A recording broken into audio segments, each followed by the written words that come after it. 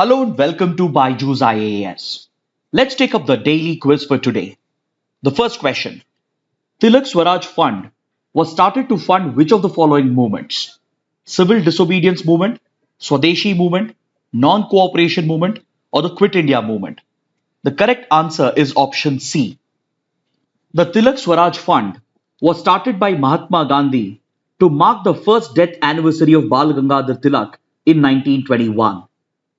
The main objective of setting up this fund was to raise funding for the non-cooperation movement on the occasion of Bal Gangadhar Tilak's death anniversary.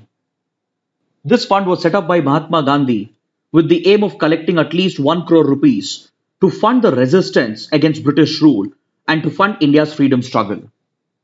This question was taken up because the 100 years ago article in the Hindu makes a reference to the Tilak Swaraj Fund. According to this article, Mahatma Gandhi writes in the Young India, which was an English weekly newspaper started by Mahatma Gandhi, where he is seen to be giving a call to raise more funds into the Tilak Swaraj Fund. Let's look at the second question. Which of the following statements are correct? The National Commission for Protection of Child Rights is a constitutional body. It is mandated to ensure that all laws, policies, programs, and administrative mechanisms are in consonance with the child rights perspective as enshrined in the Constitution of India and the UN Convention on the Rights of the Child. It has the powers to take suo motu cognizance of serious cases of violation of child rights. Amongst the given statements, the first statement is incorrect.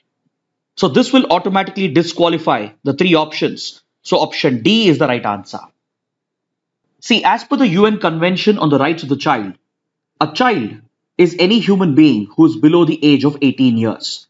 This is the universally accepted definition. Our constitution accords children with a set of basic rights, which is in line with the UN Convention on the Rights of the Child. And to protect and uphold these rights, we have set up a national commission known as the National Commission for the Protection of Child Rights. Our constitution guarantees several basic rights to children. For example, under Article 21A, right to free and compulsory education has been guaranteed. Then we have Article 24, under which children enjoy a right to be protected from any hazardous employment till they attain the age of 14 years. Apart from these fundamental rights, we have directive principles of state policy, such as Article 39, Clause E, according to which children have a right to be protected from being abused or being forced by economic necessity to enter into occupations which is not suited for their age or their strength. And the next clause under Article 39, that is Article 39 Clause F, provides children with the right to equal opportunities and facilities to develop in a healthy manner and in conditions of freedom and dignity, and guarantees protection of childhood and youth against any exploitation and against moral and material abandonment. Then under the UN Convention on the Rights of the Child, 4 sets of civil, political, social, and economic rights have been recognized, which includes the right to survival, the right to protection, right to development, and right to participation. Under each of these 4 categories, a set of rights have been recognized, which is seen as absolutely essential for ensuring the healthy upbringing of a child. So in order to ensure that all our laws and policies are in line with these constitutional commitments and with these child rights recognized under the UN Convention, in 2005, the Parliament enacted the Commission for Protection of Child Rights Act. This legislation provided for the establishment of the National Commission, and this makes it a statutory body and not a constitutional body. But this commission does have the powers to take suo motu cognizance of any serious cases of violation of child rights. That is, it need not wait for any complaints to be filed.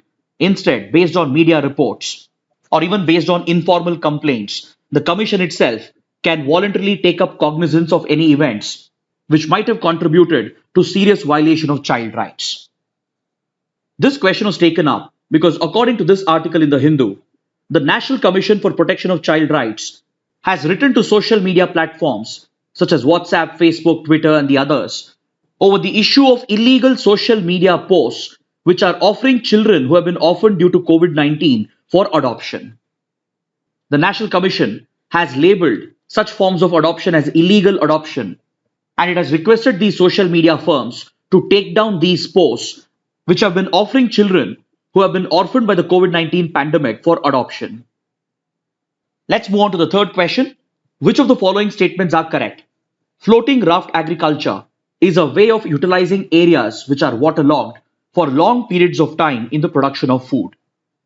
The approach employs a floating raft set up on bamboo frames and held together by coir geotextile with a bed of degraded water hyacinth or beds of rotting vegetation which act as compost for crop growth.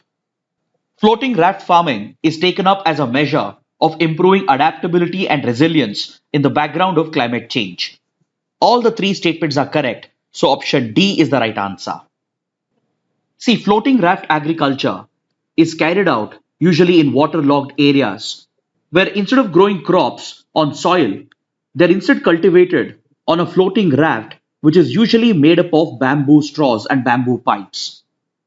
They're often held together by a coir geotextile, which is a type of a permeable fabric used in agriculture. And at the bottom, you will find a bed of degraded material such as water hyacinth or rotten vegetables, which provide ready nutrients for the crops. Basically, this vegetation, which is provided at the bottom, acts as a natural compost as it degrades and decomposes and provides the required nutrients for crops. Technically, this form of agriculture or farming is known as hydroponics. And this method of farming is considered to improve adaptability and resilience of crops in the context of climate change. This question was taken up because we have a related article in the Hindu which makes a reference to the practice of floating raft agriculture in the state of Kerala. In the backwaters of the Vembanad Lake, floating raft agriculture has been practiced by local farmers. Now let's look at the fourth question. What is the best description of the Kármán line? It marks the boundary between exclusive economic zone and international waters.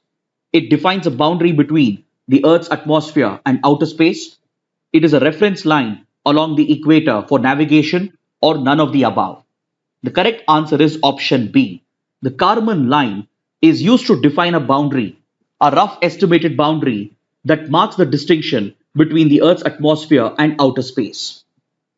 This reference line, known as the Kármán line, is internationally recognized, and even though it is not defined in any international law, it serves a very important purpose with regard to legal and regulatory applications over aircrafts and spacecrafts that pass through airspace and outer space, and also serves an important purpose in defining jurisdictions.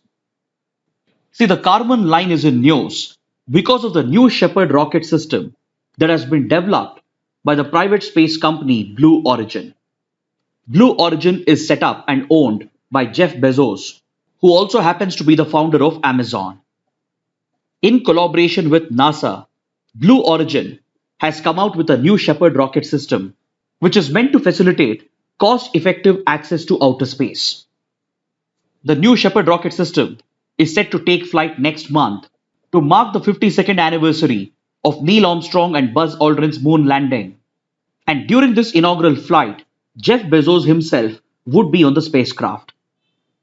This rocket system has been named after America's first astronaut who went to outer space, Alan Shepard. And Blue Origin has designed this rocket system to carry astronauts, even space tourists, and payloads into outer space just by crossing the Kármán line, which is the internationally recognized boundary of space, roughly located between 80 to 100 kilometers from the surface of the Earth. So the New Shepard rocket system will not only facilitate cost-effective access to space, it will also enable research, especially the conduction of microgravity experiments in outer space. Now let's look at a question from the 2018 prelims paper. Right to privacy is protected as an intrinsic part of right to life and personal liberty. Which of the following in the Constitution of India correctly and appropriately imply the above statement? If you go through all the options, we can clearly say that option C is the right answer. It's a very straightforward question because Article 21 deals with right to life and personal liberty. Under this article, right to privacy has not been implicitly provided, but the Supreme Court, in the landmark Puttaswamy case, upheld right to privacy as a fundamental right, which is integral to right to life and personal liberty enshrined under Article 21. Now, coming to the fact of the day, let's look at this press release from the Ministry of Consumer Affairs, Food and Public Distribution. According to this press release, the Government of India's NAFED has launched fortified rice bran oil to boost healthy living. See, NAFED stands for National Agricultural Cooperative Marketing Federation of India Limited. It has come out with a fortified rice bran oil, and this initiative of NAFED fulfills multiple objectives. See, point number one is that rice bran oil is said to have a lot of health benefits. It is considered to help lower cholesterol levels due to its low trans fat content and high monounsaturated fatty acids, and as well as high polyunsaturated fatty contents. Rice bran oil is also considered to contain very high levels of vitamin E, which is known to reduce the risk of cancer. The American Heart Association and even the WHO, they recommend rice bran oil as one of the best substitutes for other edible oils, which are responsible for a number of health risks. This rice bran oil, which will be brought out by NAFED, would be fortified with other essential nutrients, vitamins, and minerals. And according to the Food Safety and Standards Authority of India, such fortified rice bran oil can help fulfill 25 to 30% of our dietary intake for essential vitamins such as vitamin A and D. So, apart from serving this health objective, the launch of fortified rice bran oil by NAFED also serves an economic objective. See, currently India is heavily dependent on imports of edible oil. This is increasing India's import bill. So, this initiative of NAFED will boost indigenous production of this oil, thus giving a major thrust to the local oil manufacturing industry. This objective is in line with the Prime Minister's Atmanirbhar Bharat initiative, and in the long run, it is going to reduce India's import dependency for edible oil.